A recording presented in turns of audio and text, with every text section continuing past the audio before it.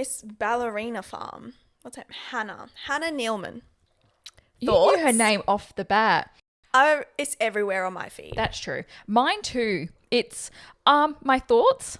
You know my thoughts a little bit. I'm always pretty, I don't know, I try not to involve myself too much in the lives of others because on one hand, my understanding is that they've got more money than anyone will ever see in their lifetime. Yeah. And that she could be happy. Like, yes, it's like on one hand, she gave up what would have been a really fulfilling career as a ballerina and a once in a lifetime opportunity with a Juilliard scholarship and stuff. Yeah. But then she might find being a mother in a farm, being a trad wife, way more fulfilling. Yeah. But the article did not make it seem that that was actually the case. Yeah, look, the article didn't make the situation any better. But yeah, in saying that, look, I think it's one of those things where it's like in another life, she may have been a ballerina instead of a mum of 8 children. But I think it goes to show like the state of the world that this is the thing I'm hearing the most about and not anything else of important news. Yeah. You know, there's the case in America going on right now, Sonia, and she was literally shot and killed in her home by a police officer. So it's like there are other things going on where it's like, yeah, like why is my feed covered in this thing? And she hasn't spoken on it either. So I'm just going to assume she's going to ignore it because it makes no sense to her. Yeah, it could be. She could be ignoring it because she can't talk about it. But I'm always in the middle. If she truly is unhappy and she wants out, I hope she gets out. And I hope she finds peace with whatever she wants to do. But welcome back to Spooky Pookies. Welcome back. It's been a good break for us. It's been a good break for someone. Yeah. What have you been doing? Tell the folks at home. I've been soaking up the sun where it's not freezing cold like it is back here. Yeah. You had a good time? Did. Where did you go? Yeah. I went to Bali in Indonesia. It looked so good. The weather was amazing. It was like 30 degrees. But didn't you almost see someone die? I did. I did. Look, I can't escape It's not from funny. it. I'm just saying, as someone, who hosts a true crime podcast, the idea of you watching someone almost pass away is horrific. And okay, I want to alliterate here. Yeah.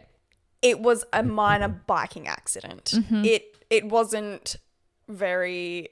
You're making it sound like I'm just like laughing at this person dying. No. That person is well they alive. Were completely. Okay? It's not like she watched this guy crash through a fruit cart, smack into a pole, and cark on the road. He just came off his bike. He went flying off the bike. But to be fair, your first message to me was, I think I saw someone almost die. He could have very well died. He could have, but it was fun. It was a minor biking accident. Yes. I'm sorry for embellishing. I really do hope he had his travel insurance and his international driver's license.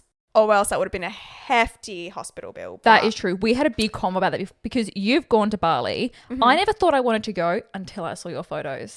I'm like, now I have to. Look at my personal little travel vlogger. Look at her go. My little star. Yeah. But I saw it. But we had a conversation because I used to once work in insurance and I had to go through all those fucking insurance papers. Yes. Yeah. Because insurance overseas is hectic. Yeah, I'm so glad you were there to help me for that because I was signing blindly. That could have been you. It could have been me. That could have been you paying thousands in a hospital overseas because you were an idiot. Yeah. But True Crime Week, I have heard nothing about this one because normally you might mention like a name or something and I never look, but I'm like, okay, I've got a name. I kind of figure out where we are. And you've kept quiet. Okay, that is as a little mouth. Probably because I only did my work yesterday, last night. So did I. So that is why you haven't heard me talk about it because I actually didn't know until last night. So that's wonderful. Yeah. I love it. I love the way your brain works. Great preparation. It's same with me. Work well under pressure. Work well under pressure. Exactly. Get your creative, well, not creative for you. This is more of a factual. Get all your info in on one night. Yeah, fresh in the brain, in my opinion. But off we go. We're in Austria. We're in Austria today, and today we're going to talk about Josef Fritzl. And you said you've never heard of this guy before. I wish I never heard of this man. Oh, okay. So take that as you will. Don't worry, Jasmine is zipping the mouth, locking it up, throwing away the key. Right. So Josef Fritzl was a man with a seemingly ordinary life, living in the quaint town of Amstetten. Amstetten, Austria. To his neighbours and friends, he was an unassuming retiree who enjoyed tending to his garden and engaging in casual conversations about the weather. Retiree. So he's old? Yes, my friend, he is. Okay. How old? Do we know? I didn't care. Oh. Slay, continue. But he was a salesman. He Salesman. could have retired early. Okay. But he's a retiree, so he's older. I would say he's older than, he's about 60 plus maybe. Yep. Okay. Yep. However, beneath this facade of normalcy lay a dark, hallowing secret that would eventually come to light and shock the world.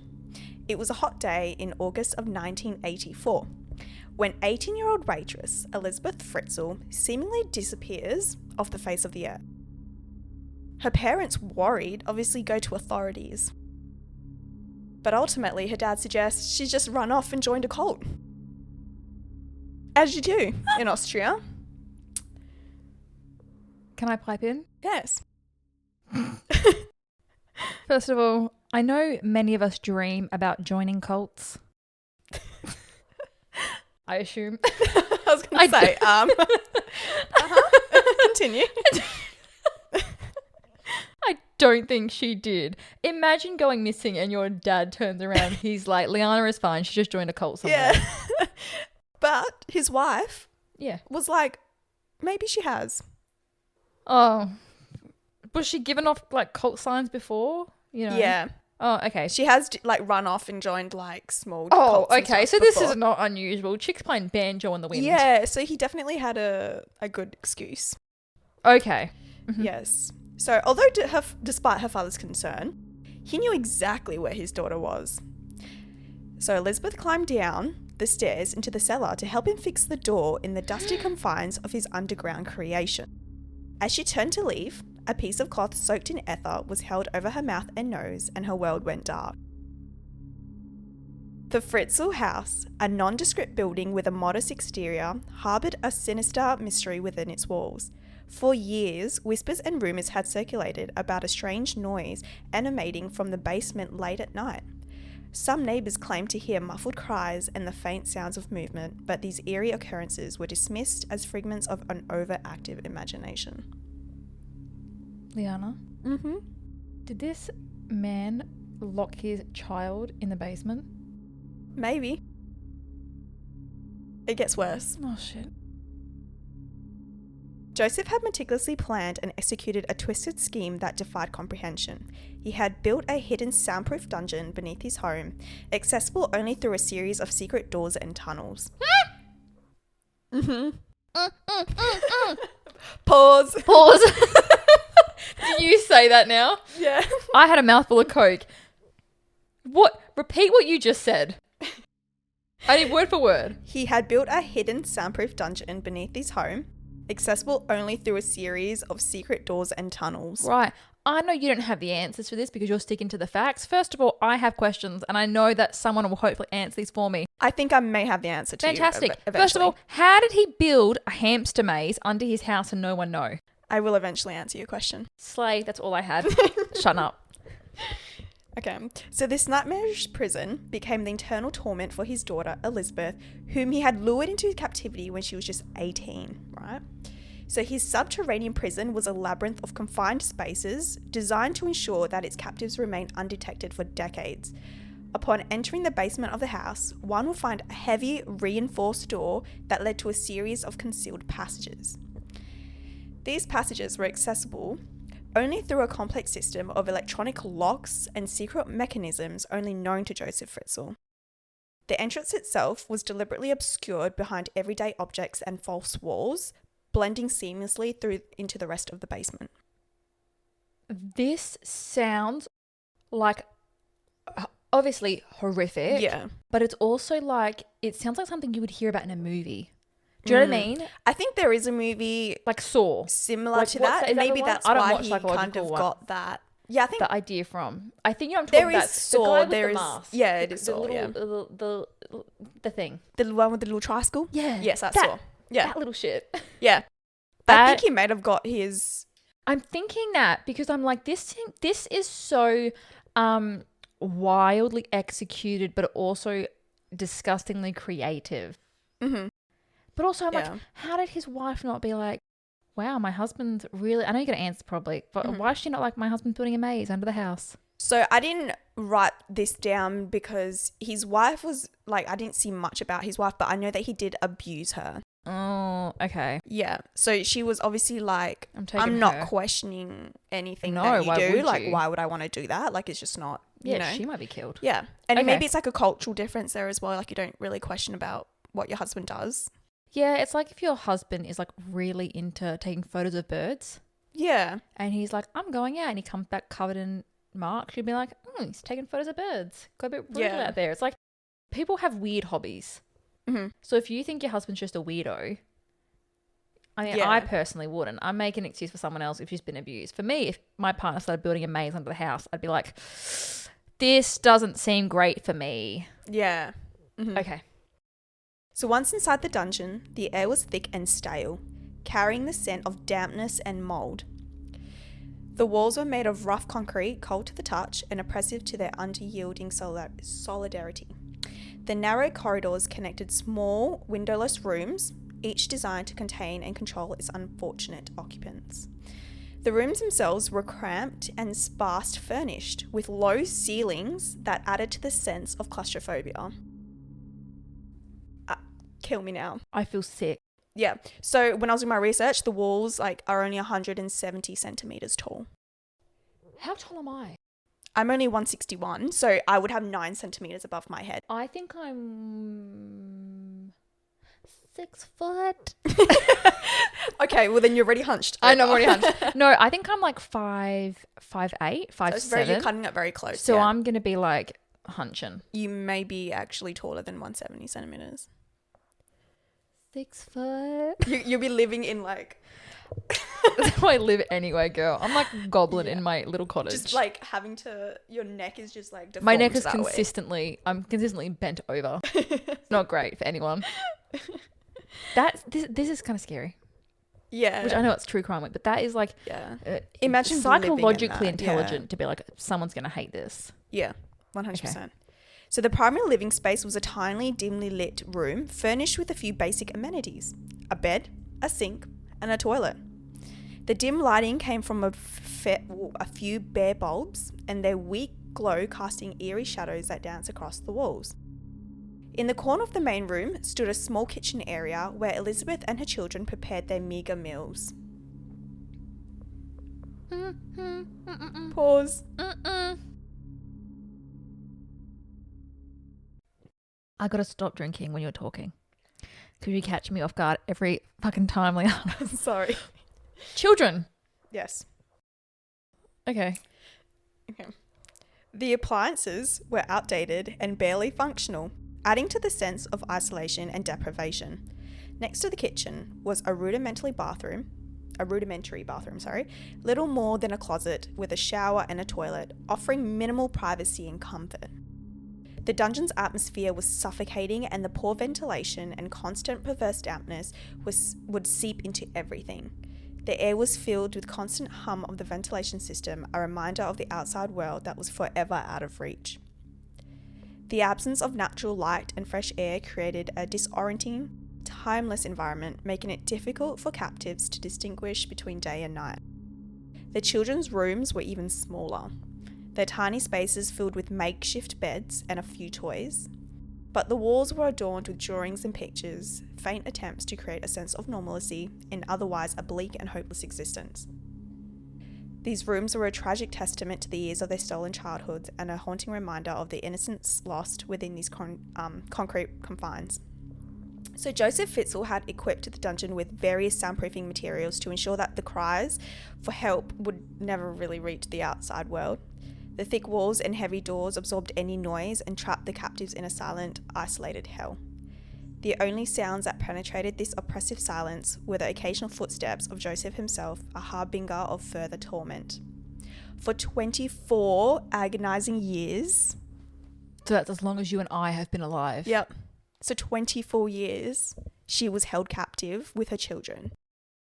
That was born from Josef's aberrant abuse.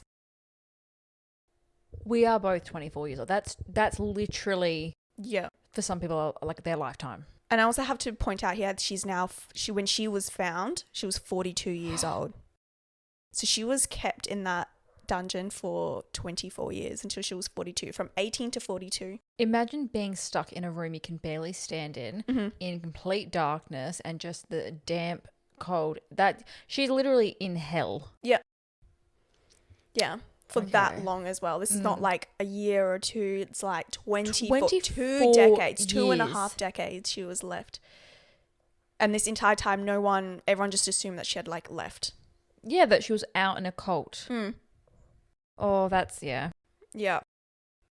I actually don't have words. I'm actually like, I just keep thinking of the fact that 24 years, like a decade and 4 years, 2 decades, and 4 years. It's like in that time, you and I have been born, done all of our schooling, you've got a university degree, we've had full-time jobs, savings, partners, homes, and in that time, that whole period, this person would have been stuck in a house. Yeah, with absolutely nothing to do. So Lisa, Monica, and Alexander lived upstairs. So that's 3 children. And then Kristen, Stefan, and Felix were the 3 of these children that were to stay underground. So the 3 children, so Lisa, Monica, and Alexander, would mysteriously appear on the doorstep of Fritzl's and his wife, Rosemarie, in their home, like at the front door. And they were abandoned, supposedly. So Fritzl had told the community by Elisabeth, who had delivered it to the kids to him, and Rosemarie for their sect, to be brought up as the Fritzl's own. So he had told his wife and everyone in the community that Elisabeth had dropped these kids off at the front door and gone, I can't look after these children. You need to look after them because I'm away. Oh my God. 6 kids. So she had 6 kids. There was another one that I'm going to talk about shortly. He died after he was the first. He died like couple of hours after he was born, and the other 3 kids were with her. Well, actually technically only the last 3 were with her, and the 3 older were with the mother. Holy shit. It is, yeah, look, I don't really know what to say about that. It's also kind of like, you know what, crime is really bad when you can't say anything. Yeah. And the whole time you're just listening. It's like you just know that it was like planned that way. Yeah. Probably 18 years worth of planning. Yeah. So no one had suspicions about these children. They just thought she's just a deadbeat mother who dropped her kids off to her parents and just disappeared again. So Joseph controlled every aspect of their existence, and he dictated when they could eat, sleep, and even breathe the fresh air.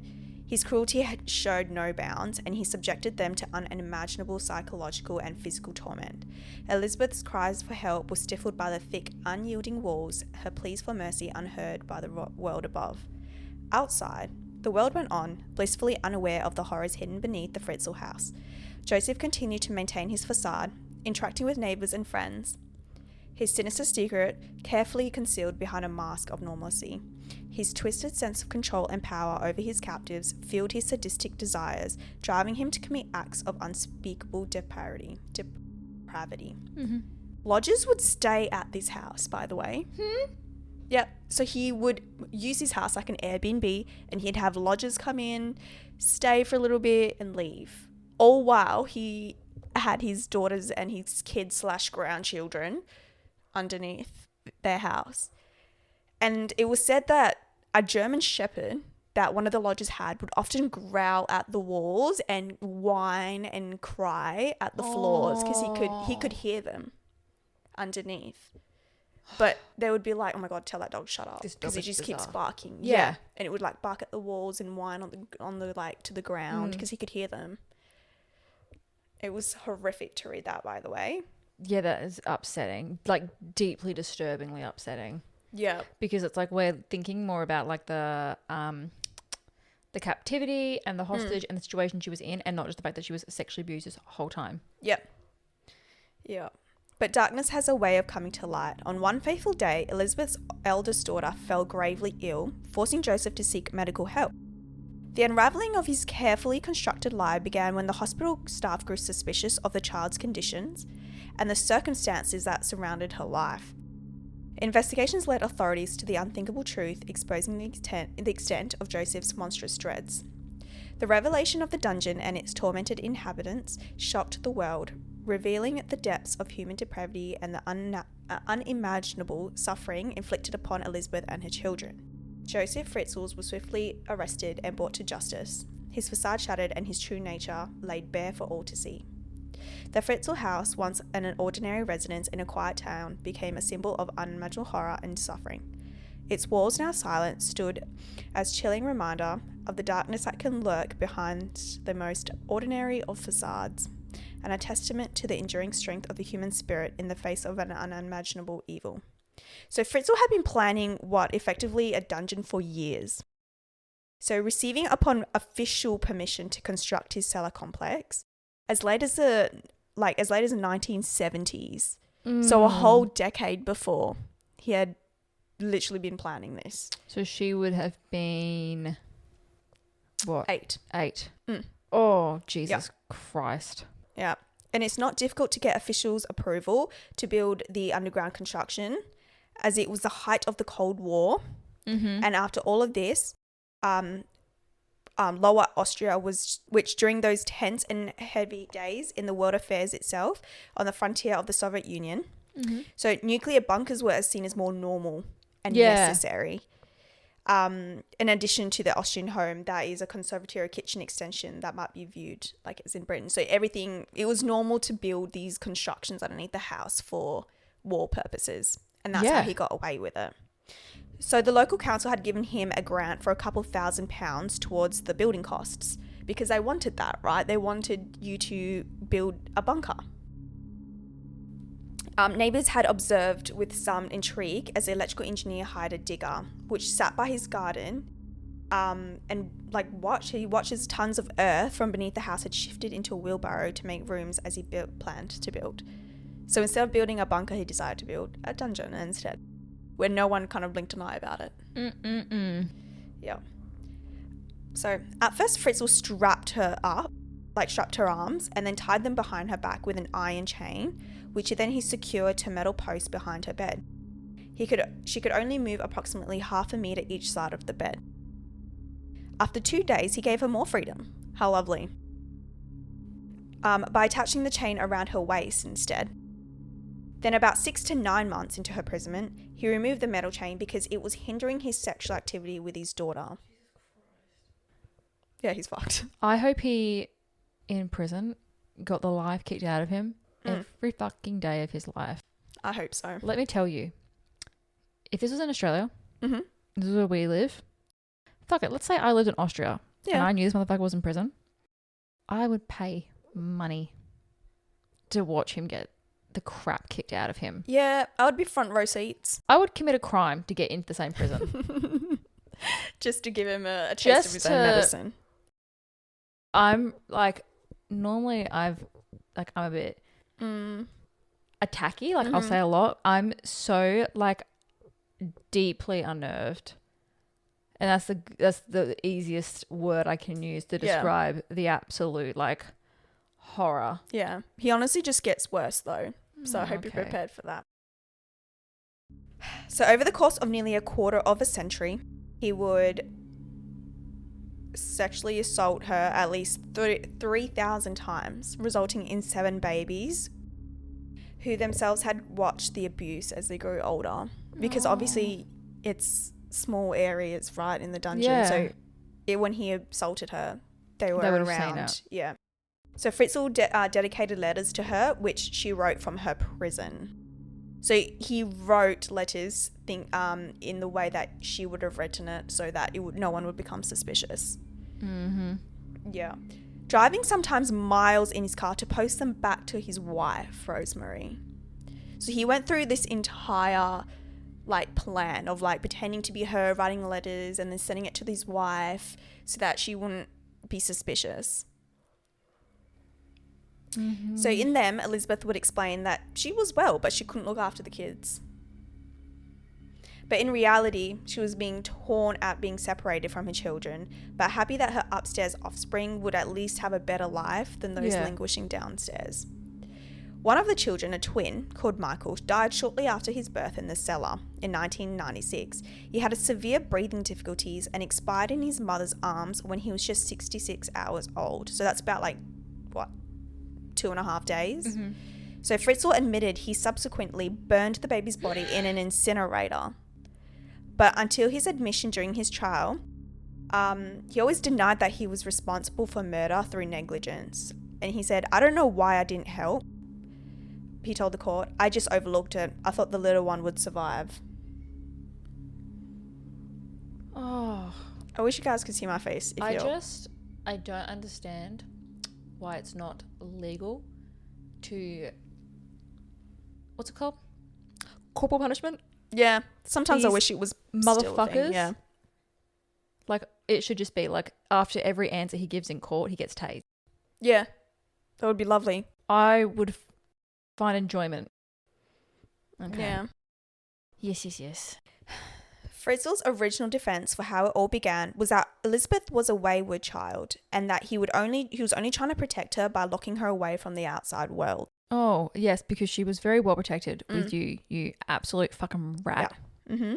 Drugs, drinking, and bad company had threatened to drag her down, he argued. What? I didn't put this in, but when I was doing research, the thing that disgusted me the most was he said in an interview that he protected the rest of the world by only raping his daughter. Don't ever expect someone like this to give any sort of actual reasoning. Yeah. They'll give you the most gaslighty, pathetic excuses. Like, I protected the world by doing this. I was trying to help her. I was protecting her from the world. They'll just reason off any lame, pathetic excuse. Yeah. These are people built of nothing but scum, dirt, germs, feces. Like, these are not human beings. No. And I just want to also mention here now that he was arrested in 2008. So it's not that long ago. No, that's pretty recent. Yep. And at 88 years old today, Fritzl, who has been, which now has changed his name to Josef Fritzl, is suffering from dementia and other health issues. Necessitating the use of a walking frame, his mental state has been deteriorating and often leading him to speak to the television and believe that he's a pop star. Kick that walking frame out. If he came walking past and I was have to walk. I was one of the nurses in that jump kicking that walking frame out. He shouldn't be. No, he shouldn't. He should be chained to a chair for the rest of his life. No, he should be bedridden. He thinks he's a pop star. I think we should deprive him of his own liberty. I agree. I think punishment for punishment in this situation. Yeah. I think stick him down in that cellar until he dies. Yeah. A new psychiatric report has concluded that Fritzl no longer poses a danger to the public, prompting discussions about his If you say release, I'm going to fucking sue. You're going to say release. No. So this year he could apply for parole. Yeah. And his lawyers are pushing for him to just be able to go. It hasn't even been that long. I'm going to wait till you're done. Mm-hmm. And then I'm going to rip. So to anyone that just want to hear that, I'd get off because I got a lot of fucking thoughts. I'm silent. So prompting discussions about his potential transfer to a regular prison or even a home care for the elderly. His lawyer, Astrid Wagner, which by the way, fuck you, has been actively seeking his conditional discharge, emphasizing his frail health and diminished mental capacity. A court has ruled in favour of this transfer to a regular prison. Now for who I'm going to cuss the fuck out. Okay. With the possibility of moving him to a nursing home in the future. However, this decision is subject to a final approval by public prosecutors who have 14 days to appeal. These recent developments have stirred public opinion, and with many debating the appropriateness of releasing such a notorious criminal even in light of his deteriorating health. So the case continues to be a poignant reminder of the horrors Elisabeth Fritzl and her children endured, and in the last impacts of Josef Fritzl's crimes on their lives and the broader community. So the things that he was charged with is murder by negligence of his infant son and grandson, brackets, Michael. Yep. As well as the decades of enslavement, incest, rape, coercion, and false imprisonment of his daughter. That's what he was charged with. Okay. So, Oh. what are your thoughts about Mr. Josef Fritzl? What are my thoughts? First of all, without getting into like, I feel like the minute you lose your cool, it's like you can't actively communicate or effectively communicate. Like, the gravity of A, the situation, and B, what you're actually the point you're trying to make. Why do we care more, or why does his lawyer and the fucking probational board or whatever it is care more about he is no longer a threat to the public than what he has already done to someone in the public, i.e. his daughter? Yeah. Why do I care what happens to him because he has a frail state of mind? Yeah. Because he's still committed an atrocious crime. Yeah. The consequence of him committing an atrocious crime is now he is frail and mentally deluded. Yeah. And I don't care if he doesn't know where he is or he's forgotten it all or he's in prison. Great. Yeah. So he suffers in his last days, as it should be. Why do they care more about, well, he's no longer why is the consequence to horrendous crimes? Well, they're no longer a threat. Yeah. Sometimes I just think, do I care? He kind of got the easy way out because now that he has dementia, dementia is a fucking horrible neurological disease, but he doesn't have to remember. He can now forget what he's done. He doesn't need to remember what he's done, but she and her kids have to live with that for the rest of their lives. And I think she's closer to 50 now, maybe a little bit older, but she still has 6 children. Yeah. That are all triggers and memories of what her father has done. And even though, she may love her kids, of course, I know deep down there's still a little bit of resentment and trigger. And she has to live with that for the rest of her life. She had no life. She doesn't have experience. She doesn't have a job. She has nothing. She doesn't even have credit. She doesn't have a credit score. She's got nothing. Nothing to her name. And he's like, and they're like, you know what? He's no longer a threat to the public. But it's like, she now has nothing. No, everything. And he gets to go away scot-free because he can't even fucking remember what he's done. Yeah, because he's really frail and he doesn't remember and he's got dementia. Yeah. He's not really, I don't give a fuck. He's not really a danger to the public anymore. It's like, okay, that means nothing to me. No. That has absolutely nothing to do Yeah. with this whole situation. He committed what has to be now probably the most disgusting thing I've ever heard in my entire life. Yeah. You think I give a flying, pardon my French, fuck? Yeah. That he is like, he's got dementia and he's really frail. Yeah. If you let him out on the streets, I get to go after him. Yeah, I'll take that fly man's to kneecaps fucking out. Austria. Take that man's kneecaps Watch me get out. sued because I'm sitting here threatening someone on the podcast. I wouldn't actually put myself at risk of the law. No. Let me say that now. But I'm just saying, I find it, here's the thing. I quite literally do believe that there are times where the courts and justice prevails, but there are times more frequently than not nowadays where they do not do their job. Nope. I do not care if he's no longer a danger. No. Okay? Because the crime's already been committed. He's already shown he's a danger. I don't care if he's not going to do it again in the future. Yeah. The punishment should not be, you've done it, serve some time, but you won't do it again, so let's let you out. No. Yeah. He's already done the worst thing imaginable. And how come that also- gets to be like a little jump, a hurdle for him, and then he's back on the freestyle track? Yeah. But it's also the argument of he's no longer a threat to the public.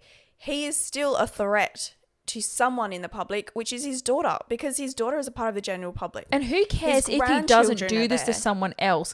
He did it to his own daughter. Yeah. These people are still alive and quite literally probably going through a lot of psychological trauma because of this. Yeah. I think the human spirit is abundant, truly. Like, I do believe, like, I'm obviously a very spiritual, witchy person, and I do believe that, like, humans have a way of just persevering and getting through this, and I do hope that her and her kids not heal's the wrong word, because I don't think You can sometimes never heal you can from come that. from that, Yeah. but I hope they find their own version of peace and help and safety and security and love. I hope he stays in prison. His lawyer, first of all, it's like, I know that's your job. I could not be a defender of criminals. I would put a Not 0 that star kind of review criminal. on your fucking I absolutely. company. And my don't thing care. too, if you believe in like an afterlife, it's like, God help you, babe. Yeah. God help you, because you know, if you believe in that. I believe more in like universal stuff, but still not great. You're going to go to the other side and they're going to be like, oh, okay. And I also think, like, obviously I didn't tell you this before, but to this day, he still thinks he done nothing wrong. And to me, that says more than enough. It's like, why do we want a man back in public with children, with other vulnerable people in society, and for him to think that what he did, holding someone captive, depriving them of their liberty, you know, sexually assaulting them, molesting his child, and for decades, almost 3 decades, 2.5 decades, and he thinks that he's done nothing wrong, and what he did was heroic because he only did it to one person and not the rest of the world. And let me tell you now, I absolutely agree with everything you just said. It's just fucked. Why does someone who's done that get to even be out with the public? I don't care. Here's my thing. I don't think he's a threat. Mans can't walk. Okay. Yeah. Anyone can kick him down. Exactly. Yeah. But the point is, how come he gets a place in a society of people that don't do that? How come he gets to come to the dinner table of all these wonderful, beautiful people when he himself is a monster? Yeah. He doesn't. Keep him in prison. I don't care that he's frail. I don't care that he has dementia. That is the universe doing its job. Yep. That is, if you believe, I don't care what you believe in. If you believe in God, if you believe in karmic retribution, that something has done its job to him. Yeah. And he, like, going back to this, he had lived his entire adulthood. And he chose who he wanted to have kids with. He chose who he could marry. He had a career. He did all of these things. But he deprived her of having that because he thought, you know, her being out in the world is a terrible thing. And he thought he was doing her some sort of heroic fucking, I don't even know what to even call it, but he thought that he was doing her a better good by probably thinking I can't even have any fucking words, but because don't even reason with it because it's not reasonable. No. These people will just sprout words. There's no meaning behind it. Because if we laid his life and then we laid her life out, I put my mic way really far. His life, this crime and his actually time served will be a blip on his life cycle compared to hers. Absolutely. That'll take up half her life cycle. Yeah. And she's got to live with the trauma for the rest of her life. And he gets to go away scot-free because he's old and frail. Everyone gets old and frail. Don't let him out. Do not. It is essentially telling the victim that, oh, sorry, but now he's kind of frail. It's kind of sad. That's it. Unless you're willing to sit the victim down to their face and go, we're letting him out because he's got dementia and he's frail, and you deal with the consequence of the absolute distress that would cause, then don't do it. I think a lot of the problem is that the people defending them and making these decisions don't ever have to face the consequences of them helping someone like that. And I'm sick of it. Yeah. And it's just like everyone gets old. Everyone gets frail. Everyone gets to, you know, as I say, growing old is a privilege. It's not a right. This is not some guy got to live his that life. Was a burglar or a mass bank robber. Absolutely not. If there was a mass bank robber and he never killed and he wanted to tell guns and traumatize people and all that stuff, that's still better. Yeah. Frail and dementia ridden than someone that raped and sexually abused someone for 24 years that was biologically his daughter, and he planned since she was 8 years old. Yep. He planned this. He built something for this. It was very much intent. It's like beyond. My blood is boiling. Genuinely, I don't even have any words to describe this man and the fact that he still thinks he's done nothing wrong. And that's exactly why he should still be in prison. Yeah. He doesn't even think he did anything wrong. Why is he getting out? He's not I know I keep repeating the same thing, sorry guys, but it's like, why is he getting out? Yeah. Why does he get to be free? Like, when she's not free for fucking anything. No. And she's got nothing. And the reason we're going in circles is because it is really hard to argue with idiocy. That's exactly what it is. Sorry, my cat is. But yeah, it is really hard to argue with stupidity. And so when your blood is boiling and you're listening to this, you're like, why did they let him out? Because it's stupid. It is because stupid. Us as people are sitting here going, that is ridiculous. That is unethical. That is cruel. That is messed up. Yeah. Okay? Because it is. Yeah. And these people are arguing back based on the fact that it's the most ridiculous argument ever. But for now, he's still there. And if we're lucky, he'll die there too. Hopefully. But yeah, also it's just one of those things as well where the law just goes by the book, and we can sit here and everyone here knows that it's stupid to let him out, but sometimes our feelings and what happens obviously doesn't go hand in hand, which is horrific. But yeah, it's really shit that that's the way the justice system goes. It's the fact that there's not I feel like the crimes that we discuss are special circumstances and they should be treated as such. Absolutely. The law is the law, but it's not like we have laws, or I assume Austria has laws about sticking someone in a homemade bunker. We are assessing what is a really wide curriculum of laws based on crimes. Because if you commit a certain crime, those little features that you added to that crime are not in the law book. Yeah. That's you. That's a human element. And this crime should be assessed on that basis. Yeah. Keep him in prison. I'm not too sure what kind of like laws they follow, because like obviously like the Commonwealth, we follow common law and stuff like that. And we go by like you're innocent before proven guilty. Whereas France, I think, and some other law jurisdictions, they go you're guilty until proven innocent. So I don't know Catch 22 to both. Yeah. Honestly, it's a bit 50-50. I mean, like... It's always 50-50, yeah. Yeah. But I don't know what... Well, I know ours, sometimes we can change laws depending on circumstances. Yeah. I don't know about them. I don't know anything about... I probably should have done a little bit more research on their jurisdiction and what they do. But they may have just set rules where it's like, okay, if you did, I don't know, depth of liberty, this is how much you get. There's no other kind of... Yeah, there's no deviation room. to it. Yeah. But it's just, I mean, even here, that probably you won't even get a lot, to be honest. Nah, our laws are horrific. If here. you're an American, parole without life. I mean, no, literally, it's. But you know what? Yeah. It's justice served in terms of the fact. Here's my thing, right? I have American friends. I love my American friends, and the one thing that I definitely think their justice system is a little bit. It's not the greatest. No, however. Punishment for crime sometimes is justifiable there. Is, whereas for here, and if anyone's listening to like, no, it's wrong. It's like, well, listen, we're coming from a place where some of the most depraved things you've ever heard of, these people get let out within 4 years. Yeah. 14 years, 10 years. We have had cases where predators of children, violent sexual offenders have been let out after a decade, whereas there have been times in America where it's like life means life, and here life does not mean life. Yeah. We really heavily focus, I know like most prison systems, our justice systems are made for like rehabilitation, but our prison systems really do kind of follow that. Yeah. So it's like, you did this, it should be approximately 5 years. So they would kind of let them out the 5 years instead. I just think there should be more of a, if you offend against children, if you offend in a sexually driven, horrific manner, that it should be life. Yeah. Because it's the one crime that is not justifiable. It is also statistically the one crime that you can't rehabilitate. So why the fuck are they getting out quicker? Yeah, it's just stupid. I could go on all day about we would, so we're gonna stop. So, absolutely, yeah.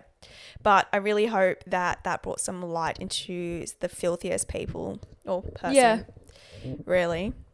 And really a reminder that you don't know your neighbours. No, I mean I don't trust anyone anyway. So no, I'm the same as you. I literally don't. It's terrible. I'm paranoid. I don't take people at face value sometimes. And it's such a terrible trait sometimes, because I'm like, I'm sorry that I have to be this way, but I'm not too much. I know I don't come across on this podcast. I'm quite an introverted person.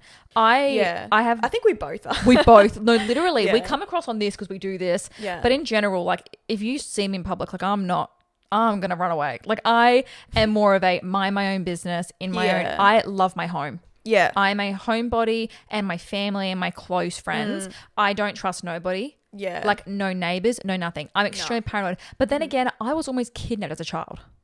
That's maybe why. Yeah. I'm too young to remember it. You know, let me tell you the story. May I? Yes, go ahead.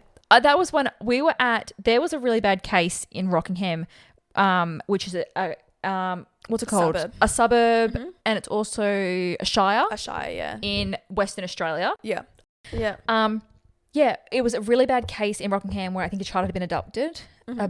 Yeah. And around that same time, I would have been 3 or 4 years old. Yeah. And my mum told me the story, and I literally was walking in front of my mum because I was independent, and I'm walking without no help, and I'm like doing my little twaddle away, and a woman pushed past my mum and started ushering me towards the exit. My God. Pushed past my 6-foot mother. Yeah. And starts pushing and starts walking towards the exit and getting away from my mum with me. Yeah. That is terrifying how quick and easy that was. Yeah, for her.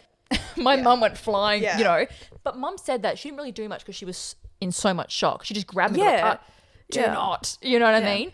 But so I'm saying it's like girls are raised paranoid, I think. Yeah, 100%. So when you and I are like, yeah, we're really like paranoid. We don't trust anyone. I think because we're raised that way.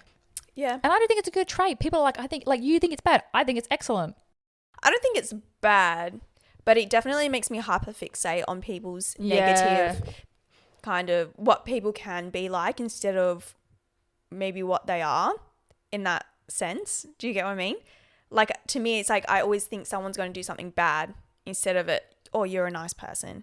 To me, it's like, oh, you have an exterior motive. And I feel like that's a pretty negative emotion to have sometimes because it's like, oh, that's pretty shitty of me. But also, if you did something, then I would have known. Yeah. So I think I understand what you mean. My belief is that I love human beings, right? I think love people... that for you.